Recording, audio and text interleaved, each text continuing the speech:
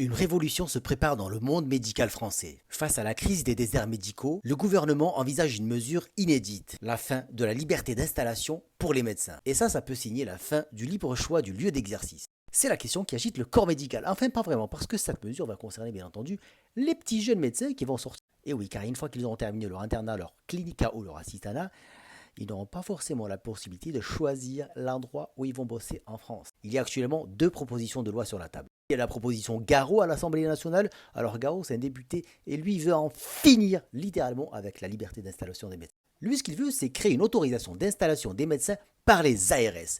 Or, je vous le rappelle, les ARS sont une couche administrative qui est pénible, lente et qui n'est pas du tout efficace. Mais bon, apparemment, ce député ne semble pas trop savoir ce dont il parle. Notre rapport provenant du Sénat, le rapport Rajouan, lui propose quelque chose d'un petit peu différent, mais ça se voit qu'il ne sait pas trop comment les médecins fonctionnent. Il propose d'accepter l'installation des médecins dans des zones bien dotées, à condition d'exercer partiellement dans des déserts médicaux. Avant de conclure, je tiens à rappeler quelque chose, parce que c'est très facile que les politiciens qui ont détricoté le système social et sanitaire français viennent 20 à 30 ans après dire ouais, il y a des déserts médicaux. Mais ils ne rappellent pas le fait que c'est eux qui ont contribué à ces déserts médicaux, en fermant toutes les petites et moyennes structures hospitalières. Et rappelons qu'il n'y a pas que les médecins qui manquent dans les déserts médicaux. On manque d'infirmiers, de dentistes, d'aides-soignants, de kinés, d'avocats, de plombiers, de services publics.